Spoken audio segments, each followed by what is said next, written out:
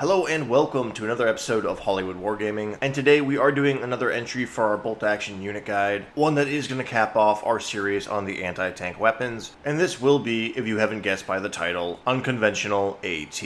And in this video, we're going to be looking at three units in particular. That is going to be the Goliath Demolition Mine, the Soviet anti-tank dogs, and the Suicide anti-tank team from the Japanese faction, which I'm not sure if this one occurs in other factions, it might, but it definitely is a mainstay in the Japanese army. And these are all three somewhat similar improvised anti-tank weapons that basically involve strapping a bomb onto something and having it run towards a tank. And in the case of the Germans, the medium here is going to be a remote-controlled mine, a very adorable little vehicle known as the Goliath that resembles a sort of mini-tank, while the Soviets instead use dogs trained to sniff out tanks and run at them with bombs strapped to their backs, which isn't exactly the most foolproof tactic, as we will see. Meanwhile, the Japanese are of course just giving a bomb to a man who's going to sprint towards a tank. So many colorful and eclectic solutions to encountering enemy armor, and a rare humanitarian win for Germans of this period, though that's not too shocking when we're considering the units of the other two factions that we're covering in this video, as the Soviet Union and Imperial Japan don't exactly have the best track records either.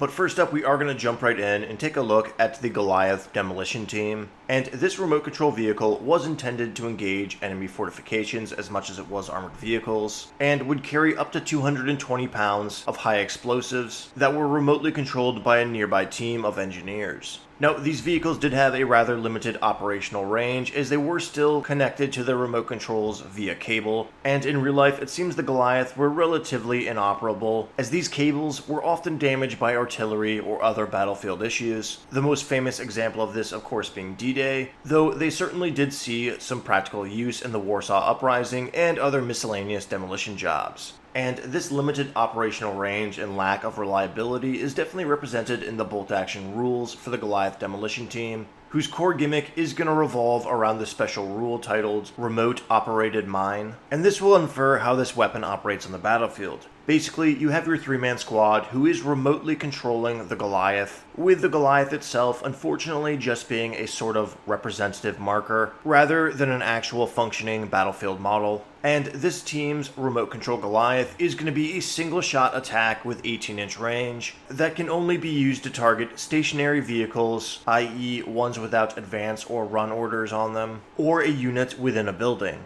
So right off the bat here, you're pretty limited in what you can attack, which is definitely a bit of a drawback. But after that, instead of rolling a standard 2 hits, as you would with any other ranged weapon in bolt action, you're instead just going to roll a d6, and on a roll of 1 through 4, your Goliath either breaks down or is prematurely detonated, meaning the attack has been whiffed, and not only are you not going to further resolve any damage, but you are also out of that Goliath, as it is a one-shot attack. Furthermore, if you do declare a target against an enemy vehicle and it uses Recce to escape this attack, it does count as a hit roll of 1 to 4 and automatically fails. However, should you hit your stationary targets with a 5 or a 6, you will have some pretty impressive results. If it is against a vehicle, you are going to score a hit with a penetration value of 7, with no further modifiers, meaning no extra penetration for hitting it on the side or rear, but still that is a penetrating value of a super heavy AT, and you shouldn't have too much trouble putting your opponent's vehicle out of action.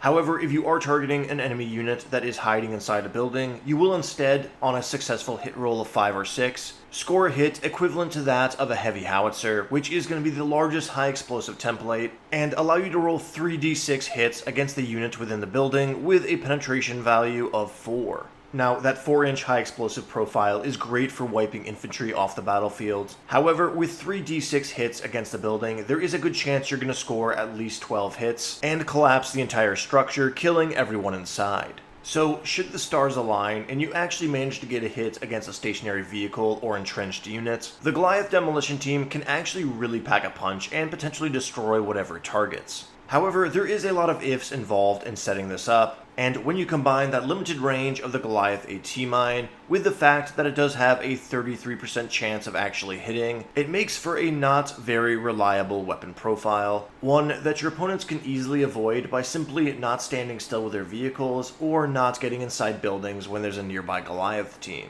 But let's go ahead and take a look at the Goliath team past that initial weapon profile. We're going to see that it is a 3-man squad coming in at 60 points at regular veterancy. And they are armed with rifles and anti-tank grenades, though the NCO can take a submachine gun for plus 3 points. And it is worth noting that even after your Goliath demolition mine is used, the squad still is going to be on the battlefield. They do not simply run away once their equipment is gone, meaning you are still going to have an order dice and you are still going to have a small 3-man squad who can still operate on the battlefield and perhaps assault enemy vehicles with those anti-tank grenades, or simply harass other nearby units by throwing some extra pin markers onto them. It's also worth mentioning that this unit does have the assault keyword, meaning they can move and shoot without suffering penalties, which I think exist for sake of clarity with the Goliath AT mine. It's always going to be a 5+ to hit, even if you take an advance order, and there is no special keyword like fixed on this weapon, which means the effective range of the Goliath mine is going to go from 18 up to 24 inches, as you can effectively take an advance order, move 6 inches, and then attack with it. And I honestly kind of hate that myself. The Goliath AT mine is very much supposed to be an ambush weapon, and that brings me to one of my major gripes with this unit. It kind of just feels like the laziest way to implement it into the game. The Goliath AT mine is an awesome piece of equipment from World War II, one that is super unique to the Germans, and shows this prowess for technology that is honestly way ahead of its time, which is probably the reason it was so inefficient historically speaking. But the rules here in Bolt Action don't really reflect anything too interesting.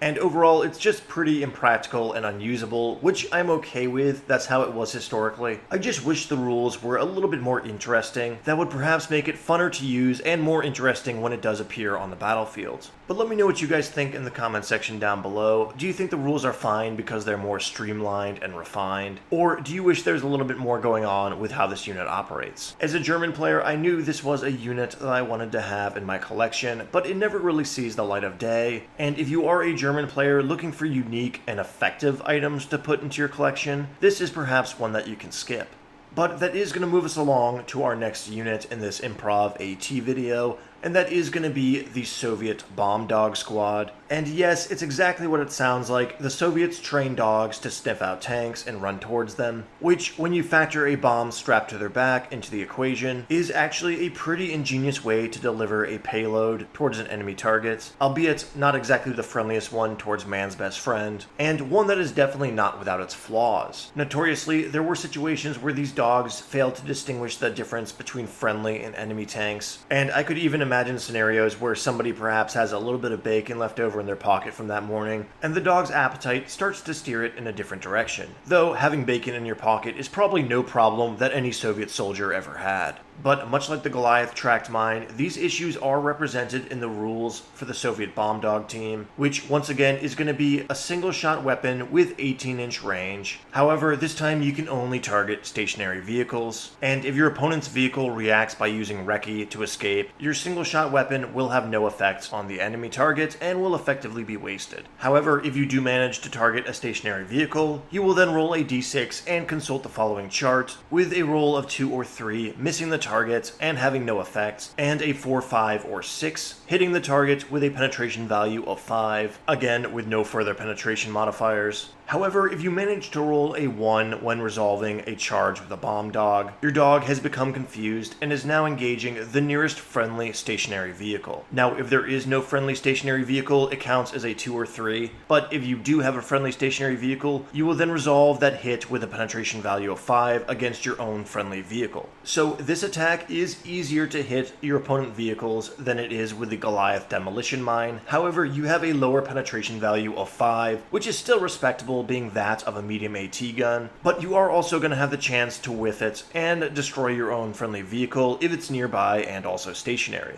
However, there is a solution to this drawback, and that very simply is don't put your vehicles near your bomb squad. Really not too hard to prevent, and even if you do have them near them, they have to be stationary, so if you have an advance order on them or a run order, you'll be okay anyways. But after that, we are going to see that the composition of this unit varies from the Goliath Demolition team, and rather than having a 3-man squad operating a single mine, you are instead going to have an NCO, who is of course your squad leader, accompanied by 1 to 3 dog handlers, each of which is going to have their own dog, which counts as that one-shot attack. So while the Goliath is a single-use weapon, these bomb dog squads can effectively release multiple dogs at once, all towards the same enemy vehicle, which of course is going to increase your chances to score a penetrating hit against that target. And with a fixed dice result for the resolution of these bomb dog attacks, it's actually not a bad idea to take these guys as inexperienced, as you can effectively have a 52-point squad that is going to throw 3 attacks hitting on 4+ with a penetration value of 5 with an effective 24-inch range. And that's going to give you very favorable odds of knocking out most tanks in bolt action, or at least putting enough pins on them to keep them out of action for multiple turns. And because of that, I find the bomb dogs to be much more practical than the Goliath Demolition team, though they still are incredibly unorthodox and are limited by their range and the ability to only target stationary vehicles, which is probably enough to keep them out of most competitive lists, though you could perhaps throw them in a transport, maybe something like a Lend-Lease Bren carrier, and have them jump out in the same manner that a bazooka team would. But let me know what you guys think about bomb dogs down below. Are they a viable AT counter, or are they also a little bit too gimmicky to field in most of your lists?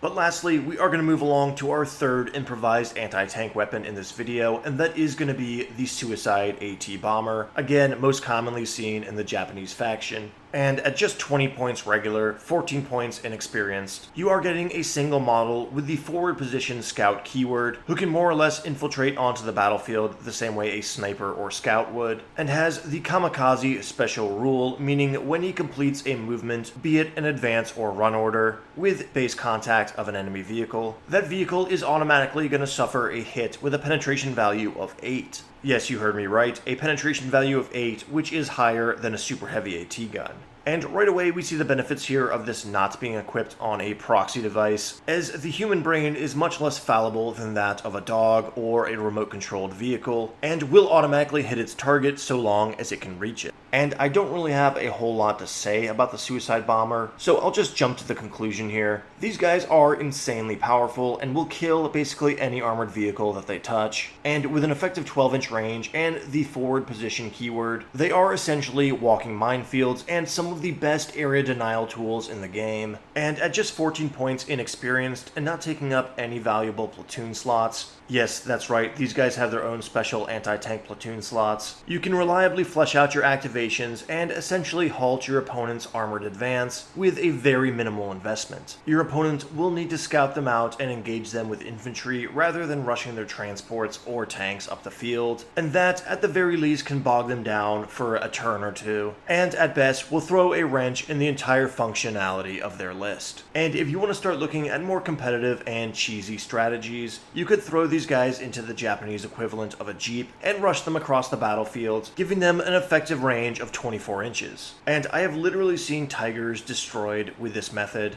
which in my opinion makes them one of the most cheesable units in bolt action. So to cap it all off, Suicide Bombers are extremely powerful, and if you are a Japanese player, you will have 3 of them in your collection and use them very often. And even if these guys end up not seeing action throughout the course of a match, their presence is usually felt in the form of area denial, and they are still an incredibly inexpensive way to pad out your activations. Oh, also, I almost forgot to mention, these guys can target vehicles whether they have moved or not, unlike the Goliath and Bomb Dog team. So if you're coming up against an enemy that has Suicide Bombers in his force, make sure that you sweep and clear with your infantry before moving your armored vehicles and transports within suicide bombing range. But that is going to wrap up our improvised anti-tank teams. Again, these are relatively niche and faction specific, but it is worth familiarizing yourself with them, whether you're playing with them or against them, so you know what you have on your hands. Also, remember that in bolt action, there is absolutely no pre-measuring, so if your opponent tries to pre-measure a suicide bomber to make sure they're not blowing their cover too early, make sure your opponent knows that they can't measure until they have committed to the move, because if they underestimated the distance of your vehicle, it is going to mean that they are going to be out in the open without having completed their kamikaze charge.